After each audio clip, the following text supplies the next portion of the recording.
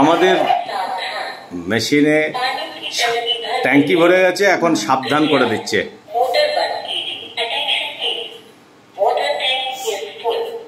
Water tank is full.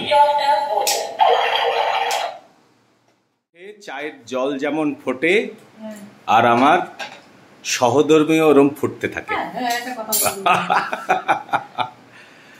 এখন কি করছে? এখন হচ্ছে এখন বেলের শরবত, প্রচন্ড গরম। এই যে টক দই, বেলের শরবত দিয়ে দেবো, বেলের শরবত হচ্ছে। আর আমাদের ভাত চাপিয়ে দিয়েছো? ভাত হচ্ছে, আর আমি হচ্ছে এঁচোড়টা সেদ্ধ করে রেখেছি। এটা হচ্ছে আজকে হবে আমাদের এঁচোড় চিংড়ি না, এটা হচ্ছে ভর্তা, এঁচোড়ের ভর্তা। অনেক রকমের তো এঁচোড় রান্না করা যায়, আজকে রান্না হবে হচ্ছে ভর্তা। ভর্তার এই যে প্রস্তুতি আমার এখানে রয়েছে সব।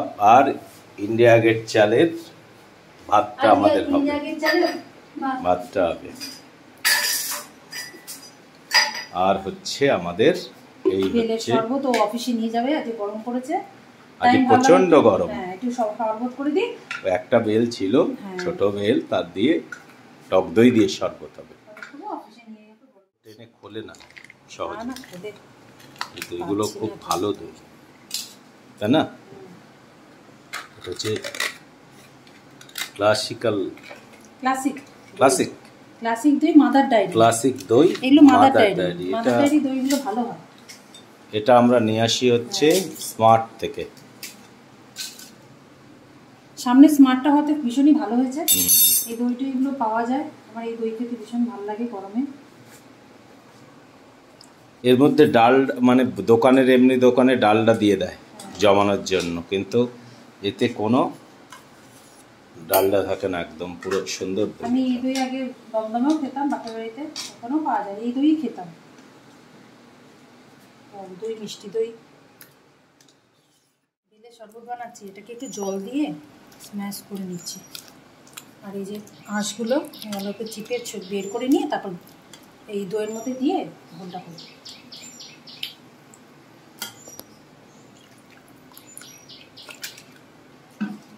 বেলটা ছোট হলে কি হবে, খুব সুন্দর। নীল ষষ্ঠীর জন্য আনা হয়েছিল, ভালো, খুব সুন্দর বেল। ছোট্ট সাইজ হলে কি হবে, খুব সুন্দর।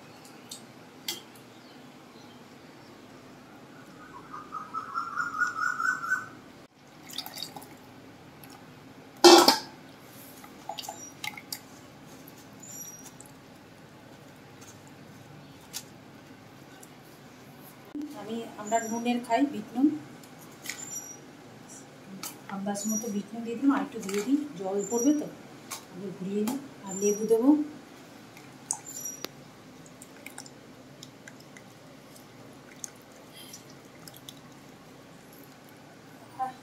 হয়েছে।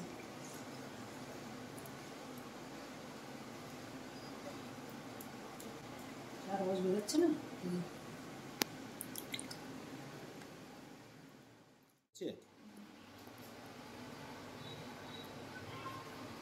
না আর একটু এসেছে।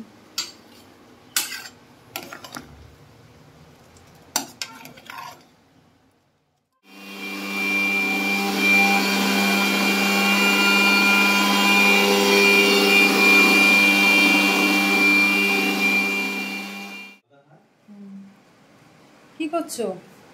এঁচোড়ের ভর্তা তৈরি হবে আজকে।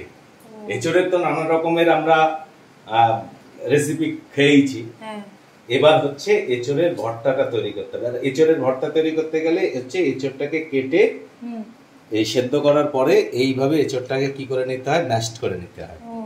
এইভাবে ম্যাশড করে নিলে তারপরে এই ম্যাশড করার পরে ভর্তা তৈরি হবে।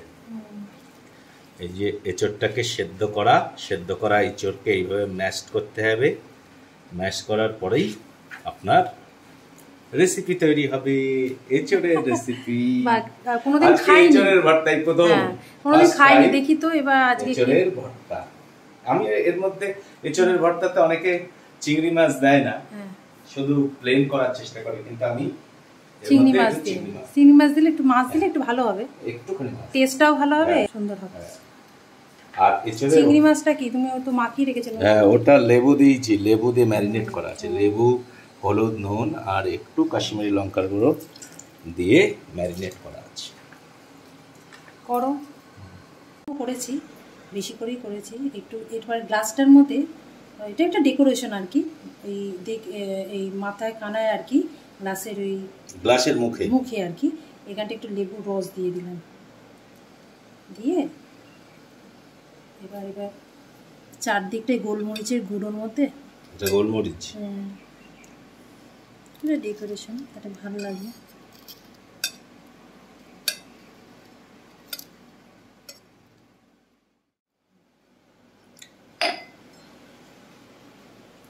এর মধ্যে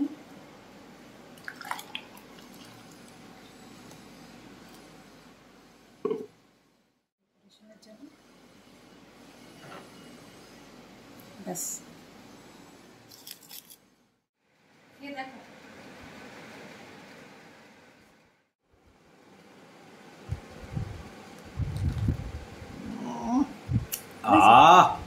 কি সুন্দর।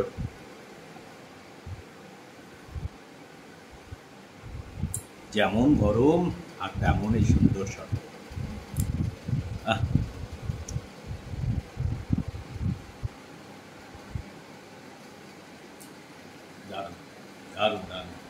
লেবুর রস দেওয়াতে আরো ভালো, গন্ধ লেবু দিলে আরো ভালো হয়। আর গরমে সবসময় লিকুইড, এখন যা গরম পড়েছে এই লিকুইড যত বেশি খাওয়া যাবে তত শরীরে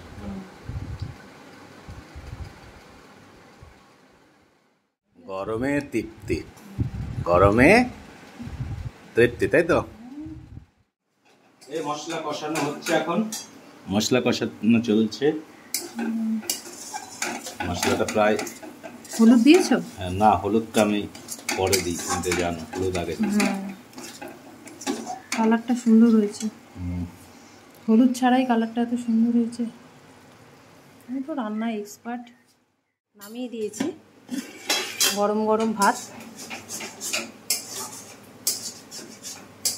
ও করছে ইঁচড় চিংড়ি ভর্তা, ওটা দিয়ে খাবো।